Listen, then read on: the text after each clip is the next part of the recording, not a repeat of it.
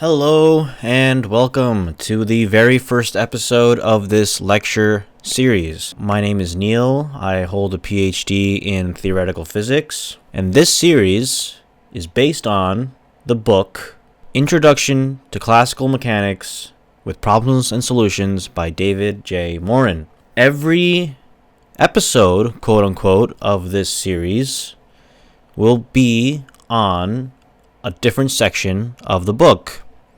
And at the end of each section, I'll be doing select problems.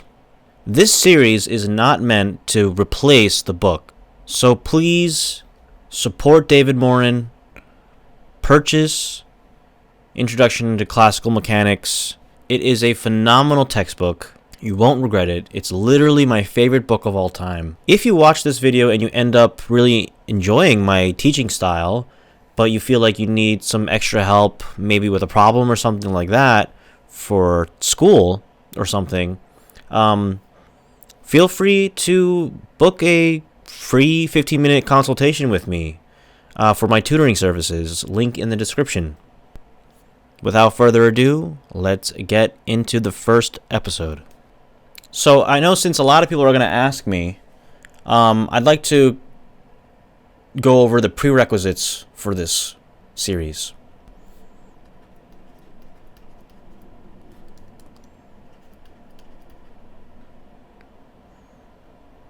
Spelled it wrong. Prerequisites. So, high school physics.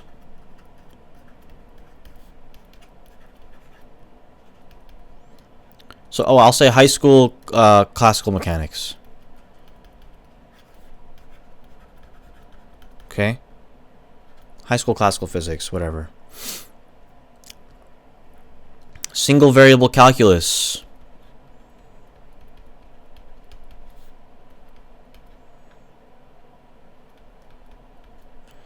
Alright, you will not need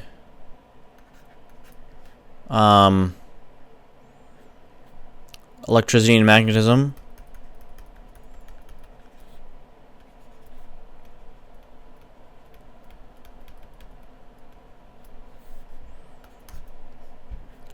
And you will not need multivariable calculus.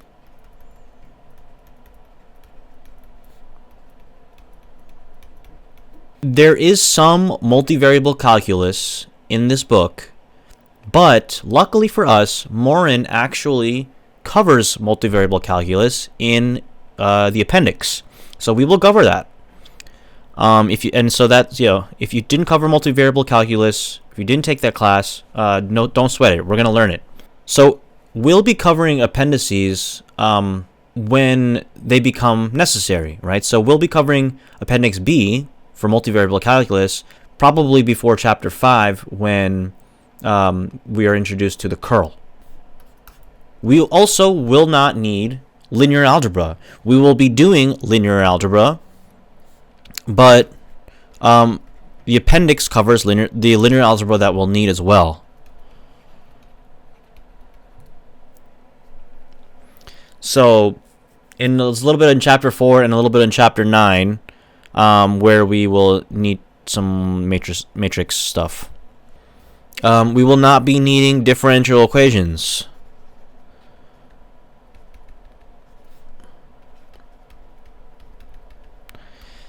There will be differential equations, but we're going to go over how to solve them. They're for the most part pretty straightforward. So just single variable calculus is enough.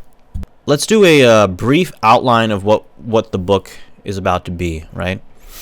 So, Chapter 1, okay?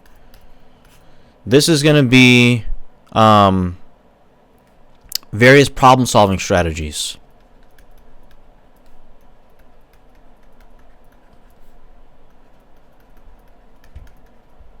All right.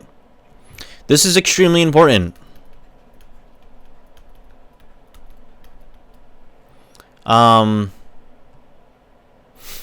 Because this book is a problem-solving book, right? So we want to know, how do we solve problems in general? Okay, chapter 2, statics. Meaning things don't move around, right?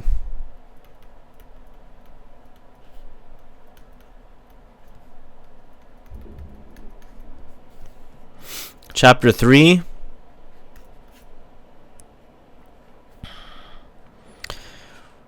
we learn about forces and F equals ma, right? So F equals ma. So then we have chapter 4, and this is oscillations. So back and forth stuff. All right. Chapter 5, conservation of energy and momentum. Chapter 6. So in chapter 6, we have the Lagrangian method. This is probably new to you. We'll talk about what it is when we get there. We have chapter 7, central forces in planetary motion.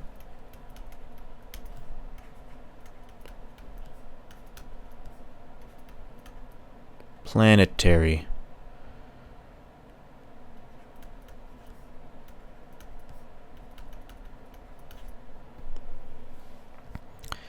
Chapter 8. It's like angular momentum part 1.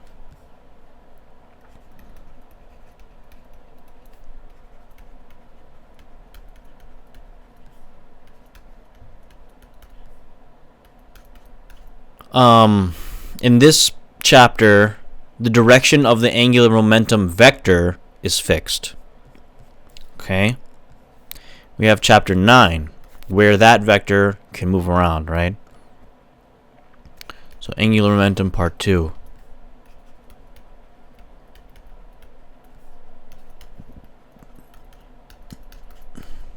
Stuff like spinning tops. Okay, we got chapter 10. Non-inertial frames of reference.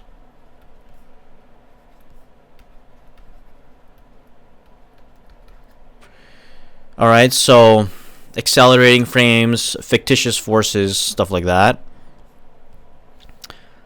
11 through 14.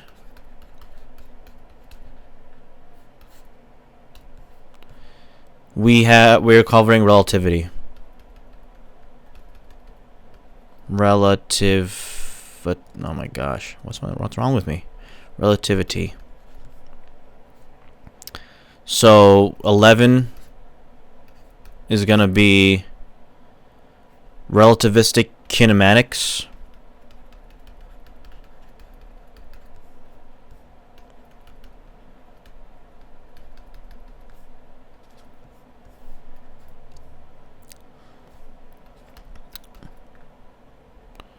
Okay, so this is just like abstract particles flying through space and time. Chapter 12 is relativistic dynamics.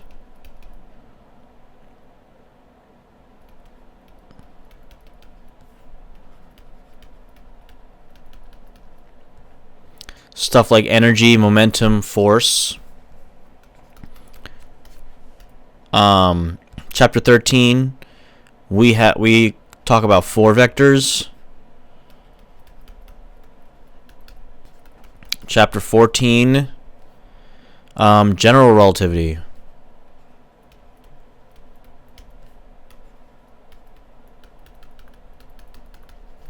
Okay, so it's just really basic stuff. Nothing. We don't get too deep into it, right? Because it's just one chapter, and it gets really the math gets really intense anyway, involved anyway. So, all right. So the very first chapter of this book is chapter 1,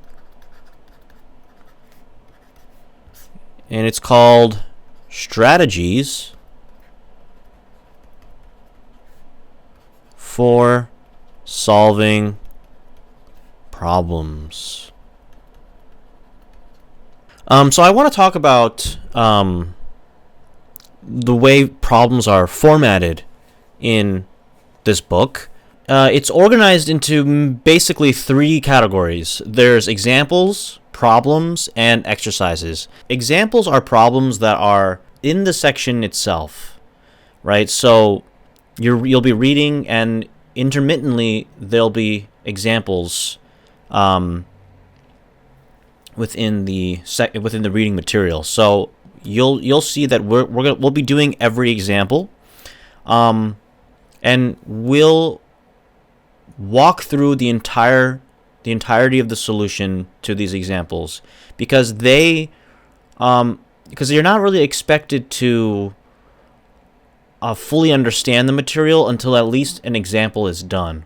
So for that reason, we won't be pausing to have you try it on your own. If you want to try it on your own, by all means, but and there won't be any really hints on what to do.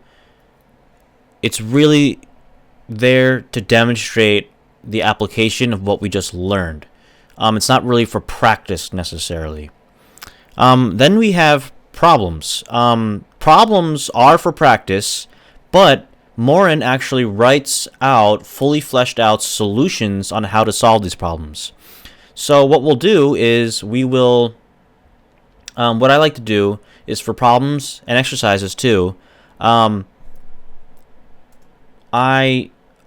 show you the problem and I give you a chance to pause and solve it on your own. And then if you get stuck, you can hit play, and I'll give a hint on how to solve that problem. And then you can pause again and try to solve it after that. And if you still can't solve it, you can hit play, and then I will walk through the solution in its entirety. Now, even doing that, I think that if you need to see the walkthrough of the solution, you should still pause it once we come to a step that unblocks you, right? So always try to do it on your own as much as you can, so you can really reinforce what you've learned and really learn it, really master the material. Okay, and then there's exercises. Morin didn't write the solutions to these exercises, so we don't have definitive answers necessarily to these problems. There might be the instructor solutions manual, but I don't have access to that. So I'm going to do the best I can on solving those and making sure that the solutions and the answers are accurate. But of course, I'm only human. There might be some mistakes, or there might be some inaccuracies. Probably not often, but there might be. Problems are so important that these videos will mostly be just solving problems. The lectures are only going to be a small fraction of the length of each video. Yeah, so we're going to discuss strategies now on solving these problems. These strategies aren't enough necessarily to solve the problem. You still have to know the physical concepts and everything, but they can get you closer maybe to the solution, and they can guide you through your thinking. All right, so the first section is general strategies.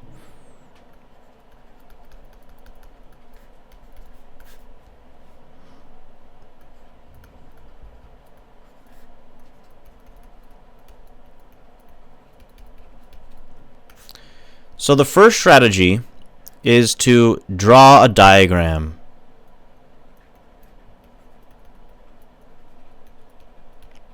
Whenever possible. So diagrams are extremely useful, especially when it comes to Chapter 3, in which we will be drawing free body diagrams, and Chapter 11, in which we will be discussing relativistic kinematics.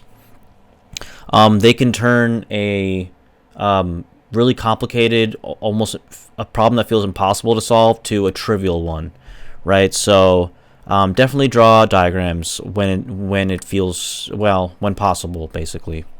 All right, the next general strategy, is to write down what you know and what you are trying to find. So write down the knowns and unknowns. So this is super useful because, well, okay, it's not necessarily that useful for really easy problems, right? But it's extremely useful for the more complex ones, the ones that involve multiple equations and multiple steps, because you write down, let's say you write down, you have three unknowns, right? Three unknown variables, but you only wrote down two facts, so two equations. You know that you're missing a fact. That fact could be, a conservation law or one of Newton's laws or something like that, right? So, super helpful, keeps your stuff organized. The next strategy, general strategy, is to solve things symbolically. So what do I mean by symbolically? When you have your equations written out algebraically with all the letters, right, with all the variables, with all the symbols, right, don't plug things in and then solve for the unknown. Rearrange the equation to get the variable that you desire isolated. Then you can plug in everything. So why do we do it this way, right? It's because, well, first of all, it's quicker. Right, so it's quicker. You can, for example, it's much easier to just write down G times L than to pick up your calculator and punch in the numbers. Here, you're less likely to make a mistake. That's for sure. Less error prone. So it's a lot easier to misinput something in a calculator than to write down the wrong letter. And even if you did, you'd quickly realize that you wrote down the wrong letter, right? So the other reason that's good is you only have to do the problem once. Do it once and for all. Right? Because if you do it once symbolically, even if the numbers change, you just punch in different numbers. The next reason it's better is you can look at how the thing that you solved depends on all the other quantities. So you can look at the dependencies. At the end of, if you plug in the numbers, you just see a number. It doesn't say anything, right? But when you see it symbolically, you see a pretty nice equation, and it's a lot more informative. All right, so finally, you can check your units. And special cases. This one here is so important that, in fact, the book devotes entire sections to special cases, right? So, yeah, we'll talk more about what that means in the next video. Yeah, so of course there are certain situations where plugging the numbers might be cleaner, especially like systems of equations and stuff. But for the most part, it's better to work symbolically. So that is the third general strategy. The fourth general strategy, okay, is to consider the units or dimensions.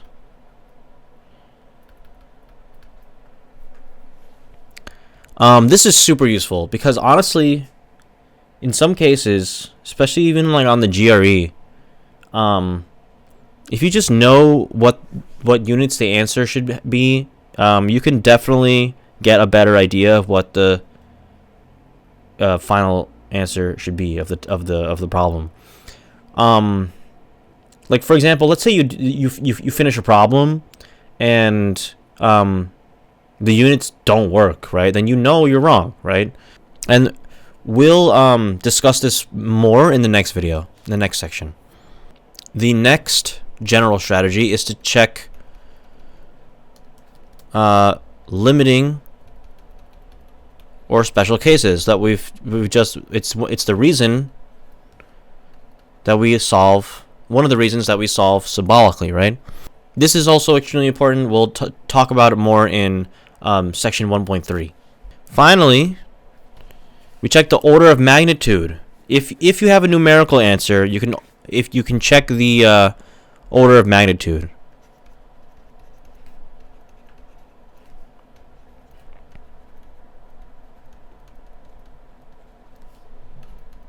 If answer is numerical.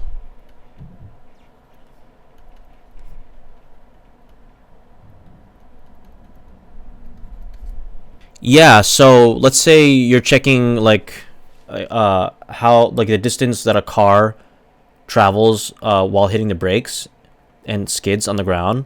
If your answer is like in millimeters or kilometers, you know you messed up, right? All right, with that, that is section 1.1, a pretty short section. This section didn't have any problems, so normally we'd be doing problems right now. If you're into this, feel free to subscribe. Feel free to drop a like. If you have any questions ever, please comment. I'm more than happy to answer any questions. And again, if you like my style, you can book a 15-minute consultation with me, link in the description.